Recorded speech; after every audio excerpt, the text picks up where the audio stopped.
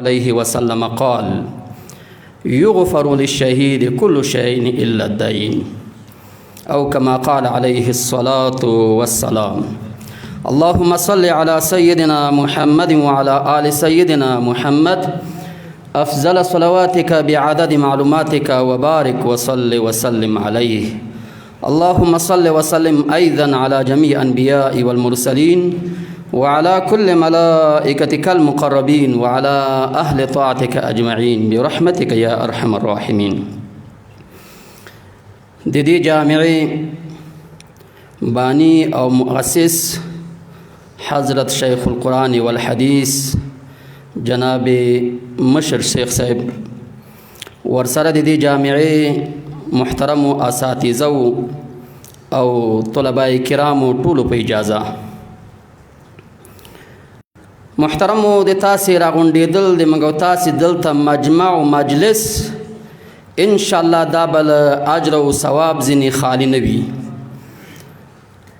دا ځکه لکه مخکې تاسو واورېدل د هغه چا په یاداشت کې موږ تاسو راټول یاستو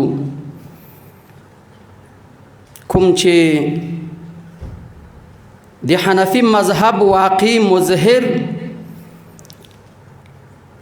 واقعي ممثل واقعي مفسر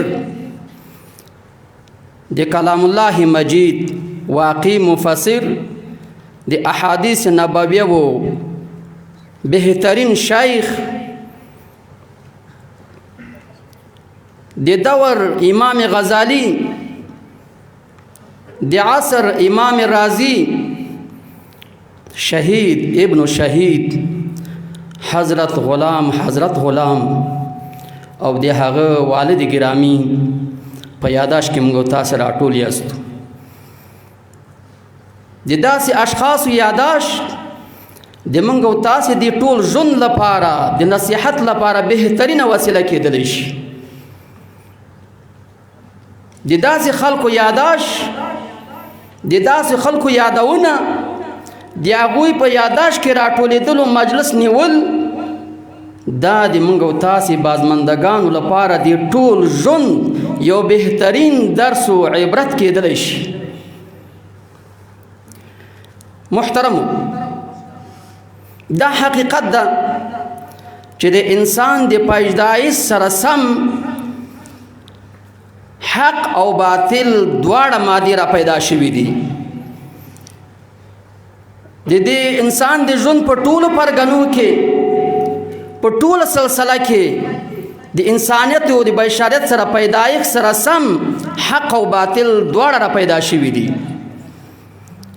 څوک به د حق مدعي وي، د حق حفاظت او دفاع به کوي، څوک به د باطل په طرف کې ولاړي، هغه به خپلې ګټې په بطلان کې لټوي. او دا موږ تاسو ته په تجربه باندې ثابته شوې، څوک چې د حق په طرف کې ولاړي هغه کامیاب، ځکه چې الله جل جلاله د حق په طرف باندې د دفاع ذمہواری په خپله ذمه باندې اخیستې.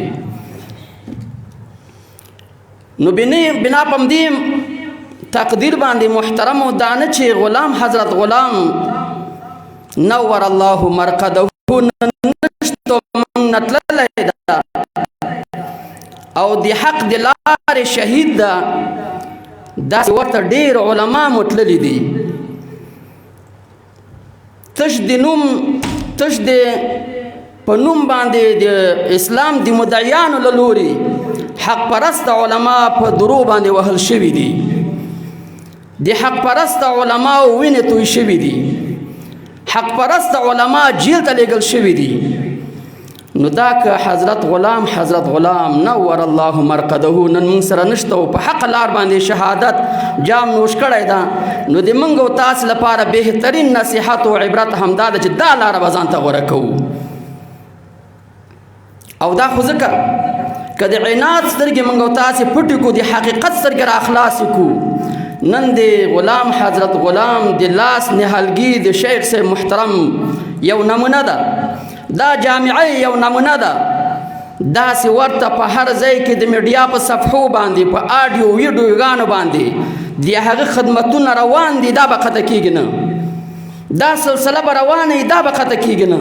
نو بهترین نصیحت او درس د موږ تاسو لپاره دا شو چې دا لاره به نیسو، په حق باندې به مبارزه کوو، د حق په لار کې به مناظرې کوو، د حق نه به دفاع کوو، نه به بزدله کیږو او نه به رسته کیږو او نه به شکستګي نفسي راته راځي او نه به شکستګي کوو. دا ځکه چې بهترین درس و بهترین عبرت په مخ کې موږ تاسې لرو، دا نه چې موږ تاسې مشاهده کوو. محترم د حدیث شریف مضمون د تاسو بهتره معلوم ده. رسول الله صلی الله علیه وسلم مهربانی کی فرمایي انسان چې مړ شي عمل قطع شي، خو درې اعمال نه قطع کیږي. یو پکې هغه علم ده چې هغه په خپل علم باندې خلکو د ګټه رسولي وي، نفع رسولي وي. د دې حدیث په مضمون باندې حضرت شیخ شهید غلام حضرت غلام صاحب داسې عمل کړی ده چې نن یې موږ او تاسې د هغې نمونې په خپلو سترګو باندې مشاهده کوو، او دا لړۍ به روانه الی یوم القیامه انشاءالله.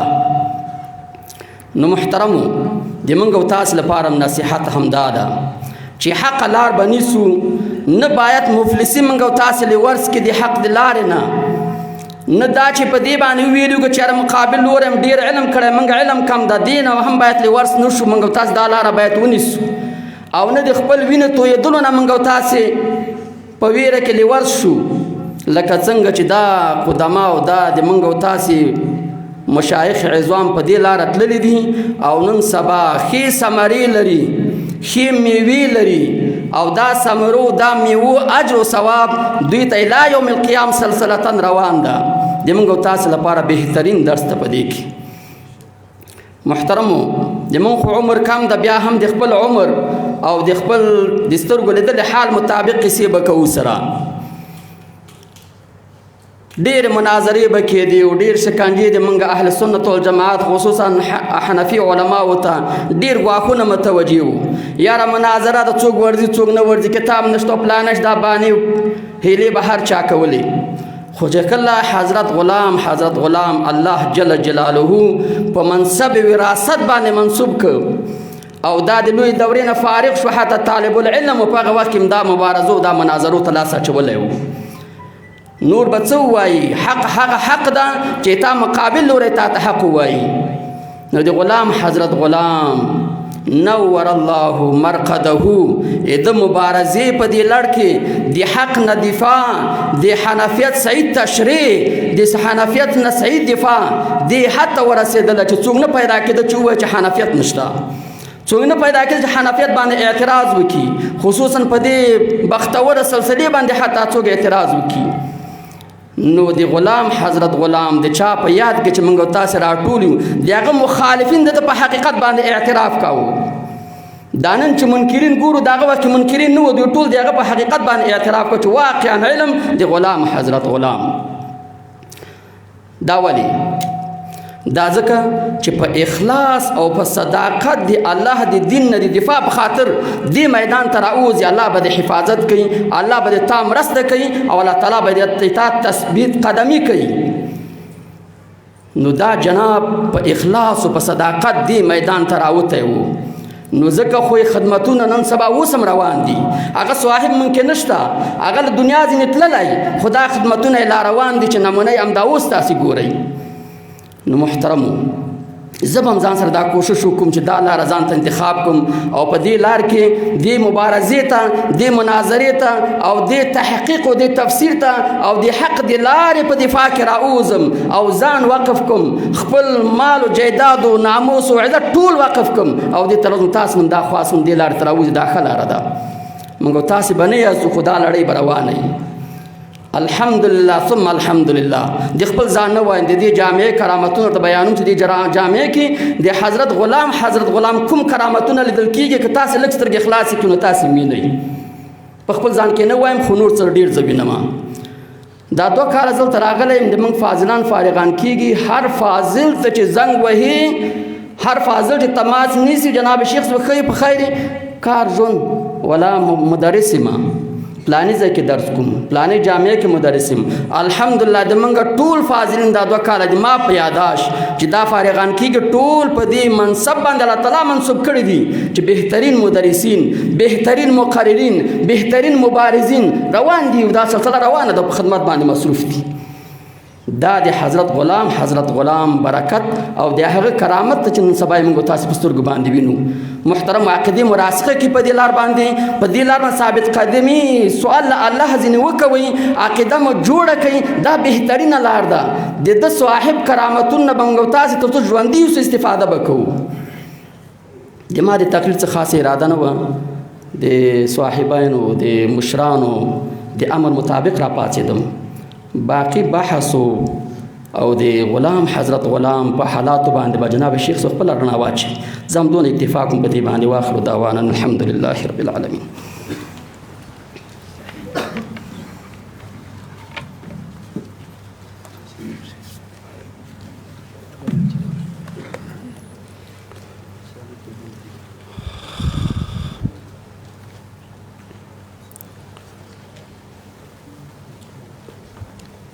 پدی شخصیت هم امت یتیم شو.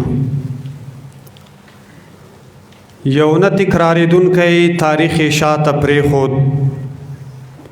د دې شخصیت علمی رسوخ، استدلالی قوت، جلالی ژبه، اخلاقی زیور، اعتدالی مزاج، عمری شجاعت، حنفی فکر، هغه څو چې معاصر مذهبي وګړي پر ځان راټول او لا مذهب حق پک متحیر او د تزلزل تر پوړی ورسول. د نوجوان جید او مجدد عالم ورځ تر بلې منحوس افکار داسې محکومول لکه یو قماندان چې په قسطنطنیه او بلغاریه کې د انتظار شوی آذان سکوت مات او د فتح اعلان وکړي. تاریخ به په خپل حافظه کې یاد او کارنامې داسې ثبت کړي چې په دې فصل او عنوان شاید بل راتلونکی ونه لري. تاریخ مجبور دی چې نوم دی په طلا ولیکي. تاریخ مجبور دی چې نوم دی په طلا ولیکي. د ننګ پلار نابغه ځوانه څومره ستړی شولې. د ننګ پلار نابغه ځوانه څومره ستړی شولې. جزاک الله. د محترم شیخ صاحب نه یوه اسلامي دنیا مننه. ورزو د ترنم نړۍ ته او هلته بلنه ورکوم. فخر الشعراء بلبل چمنستان مصطفیٰ مداح رسول حاجی الحرمین الشریفین جناب خالد صاحب ته چې د دریز مخې ته تشریف راوړي او حاضرینو ته خپل هغه ناتیه کلام واوروي.